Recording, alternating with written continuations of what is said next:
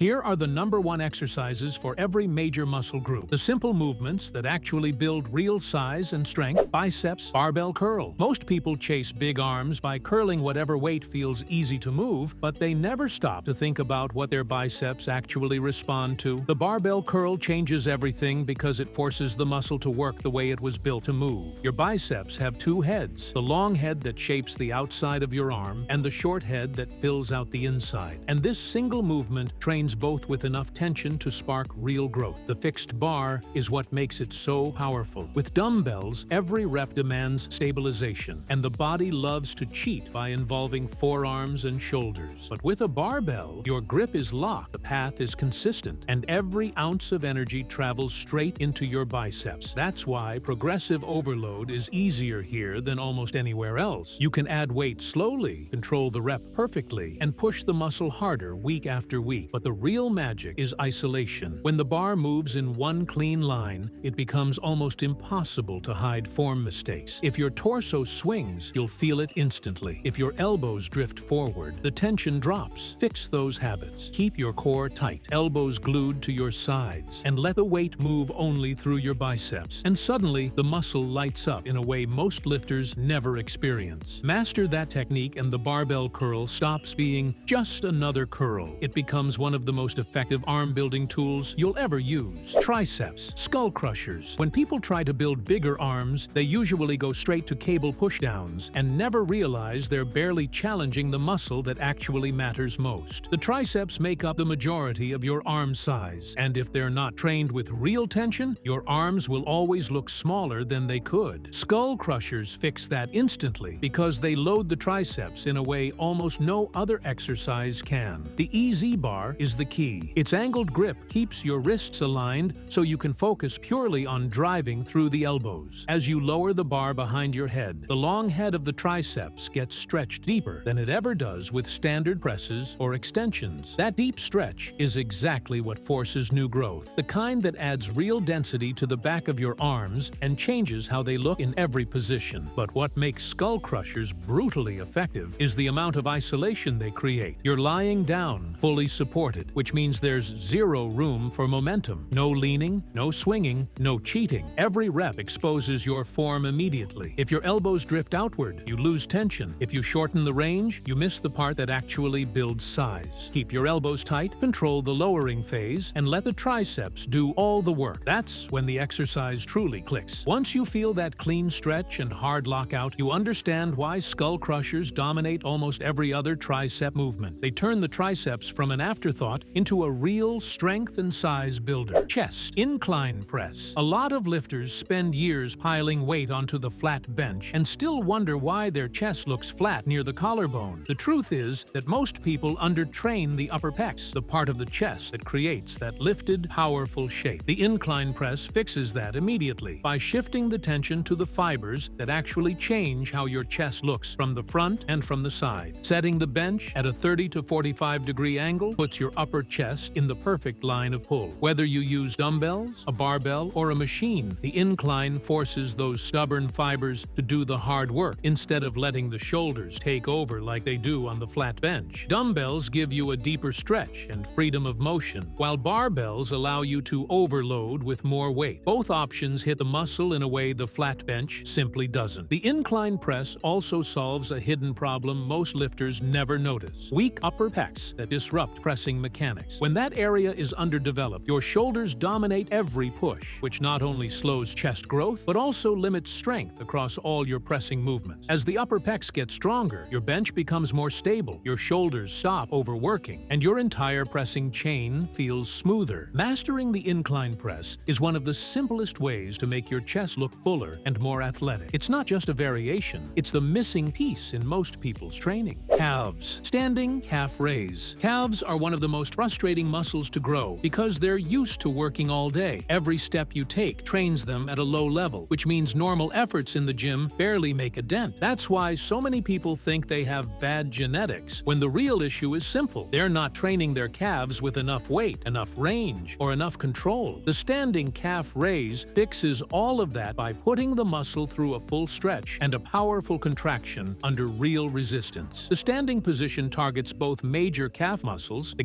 gastrocnemius and the soleus, but it especially challenges the gastroc, the part that creates that rounded, athletic shape from behind. When you drop your heels all the way down and pause, the stretch loads the muscle deeply, something your body weight alone can't provide. And at the top, holding the contraction for a brief moment forces the muscle to work harder than it does in any rushed, bouncing rep. The biggest mistake people make is turning the movement into quick, partial pumps. Calves respond to quality, not speed. When you control the lowering phase, pause at the bottom, rise slowly, and lock out fully at the top, the muscle is under tension from start to finish. That's the type of stimulus that actually creates growth. Whether you use a Smith machine, dumbbells, or a dedicated calf raise machine doesn't matter. What matters is loading the muscle with enough weight to challenge it. The standing calf raise, done correctly, is one of the few exercises that can finally break through stubborn calf plateaus. Back pull-ups. When people talk about building a wide, powerful back, they usually think about rows or lat pull-downs. Those help, but nothing compares to the raw effectiveness of the pull-up. This movement forces your entire upper back to work at once. The lats, traps, rhomboids, rear delts, even the biceps, all pulling together to lift your body through a full range of motion. It's one of the few exercises where your strength is exposed instantly. Either you can pull yourself up or you can't. The reason pull-ups build such dramatic width is the way they load the lats. When you hang from the bar, your lats stretch fully, and as you pull yourself up, they contract in a long, powerful motion that machines can't quite duplicate. That natural arc is what creates that V-taper look and adds depth from your shoulders down to your waist. And because your core is working to stabilize your body, the movement strengthens more than just your back. A lot of lifters avoid pull-ups because they feel too difficult, but that's exactly why they work. Bands, assisted machines, and controlled negatives make the learning curve easier without removing the tension that builds muscle. As your strength improves, you use less assistance, and every rep becomes cleaner and more effective. Pull-ups don't just build muscle, they change your entire frame. When you get strong on them, your back becomes wider, your posture improves, and your upper body gains a level of strength that carries into nearly every other movement. Shoulders. Military press. The military press is one of those exercises that immediately reveals who has real upper body strength. Pressing a bar straight overhead forces your entire shoulder complex to work together. The front delts drive the weight up, the side delts stabilize the path, and the rear delts guide the movement so everything stays aligned. Even your traps, upper chest, and triceps join in, making this one of the most complete shoulder builders you can use. What makes the military press so effective is how strict it is. There's no room for momentum, no chance to cheat by dipping your knees or swinging your torso. Once the bar is resting on your upper chest, the only way it moves is through pure pressing strength. That level of control not only builds muscle, but also exposes weaknesses in your shoulders, core, and posture that other exercises hide. As those areas improve, every other upper body movement becomes stronger and smoother. A common mistake is letting the ribs flare and the lower back arch when the weight gets heavy. This shifts tension away from the delts and puts stress where it doesn't belong. When you keep your core tight, squeeze your glutes, and drive the bar in a straight line, the delts take over completely, and that's when the exercise starts delivering real results. The military press isn't just a shoulder exercise, it's a benchmark of upper body power and a foundation for stronger pushing movements across your entire training routine.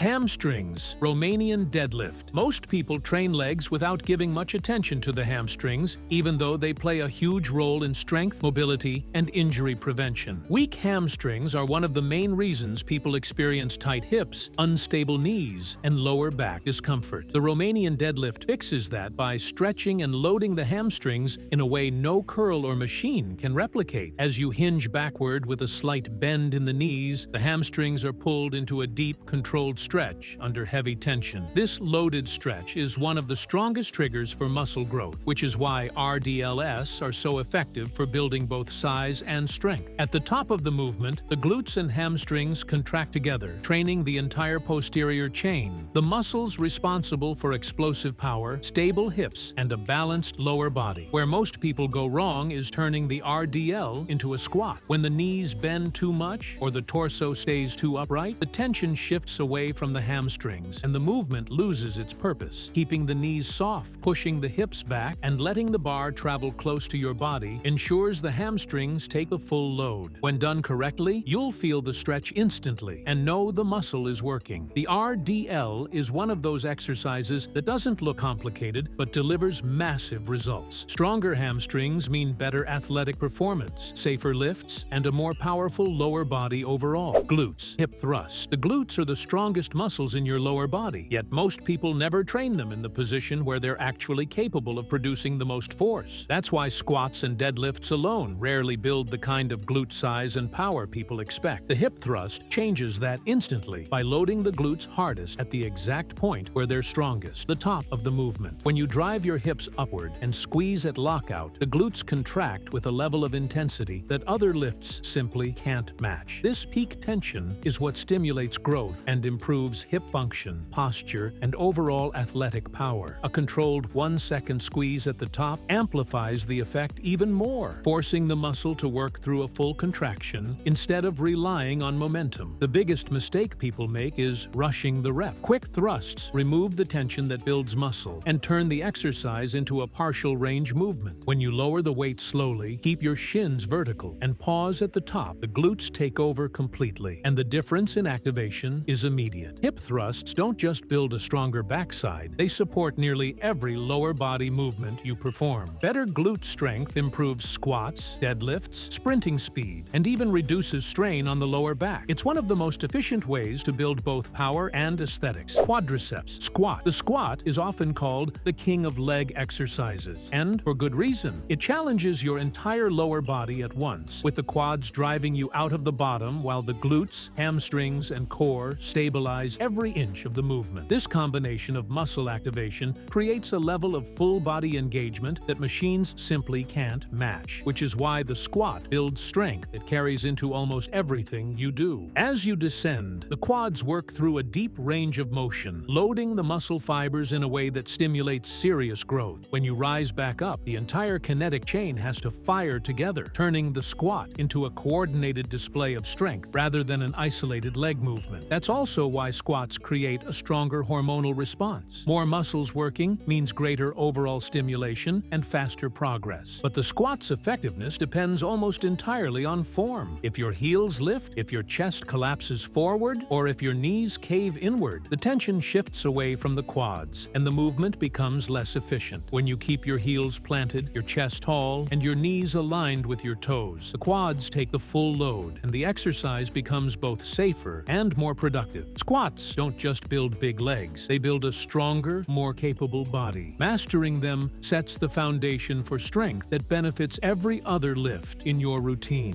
Abdominals. Plank. Most people treat ab training like a numbers game. Endless crunches, countless sit-ups, anything that makes the midsection burn. But the abs weren't built just for bending the spine. Their real job is stabilization. That's why the plank stands above almost every other core exercise. It trains all the muscles of the core together, the six-pack muscles, the obliques, and the deep stabilizers, in one long, uninterrupted contraction. When you hold a plank correctly, your entire torso becomes one solid unit resisting gravity. There's no momentum to hide behind, and no easy reps. Every second under tension forces the core to brace harder, and that bracing strength is what carries over into all your other lifts. A stronger core means safer squats, stronger presses, and better control in every athletic movement. The biggest problem is that many people rush the position or let their form break down. When the hips sag, the lower back takes over. When the hips rise too high, the abs lose tension, keeping your body in a straight line, ribs down, glutes tight, and elbows under the shoulders. Ensures every part of your core is doing its job. The plank may look simple, but its impact is massive. It builds the kind of core stability that not only shapes your midsection, but improves your overall performance in and out of the gym. Side delts, lateral raises. Most lifters want wider shoulders, but they rely too heavily on pressing movements that mainly hit the front delts. The side delts are what create that round, 3D width that makes the entire upper body look broader, and nothing isolates them better than the lateral raise. This simple movement targets the exact fibers responsible for shoulder width, giving your physique that dramatic V-taper most people never achieve. What makes lateral raises so effective is how precise the motion needs to be. You don't need heavy weight, you need control. Leading with the elbows keeps tension locked on the side delts, and lifting the arms just slightly above shoulder height ensures the muscle stays active without shifting the work to the traps. When done properly, even light make dumbbells feel challenging because the side delts are doing all the work. The biggest mistakes are swinging the torso, leaning back, or letting momentum carry the weight upward. These habits remove the isolation that makes the exercise so powerful. A small thumb-down rotation at the top increases activation instantly, forcing the muscle to engage harder and eliminating the tendency to shrug the weight up. Lateral raises may look simple, but they're one of the key movements that shape your entire silhouette. When the side delts grow, your shoulders widen, your waist looks smaller, and your upper body takes on a more athletic, powerful appearance. When you look at all these movements, the pattern is clear. The simplest exercises are the ones that actually change your body. They follow real mechanics, build real strength, and create real growth when you do them with intention.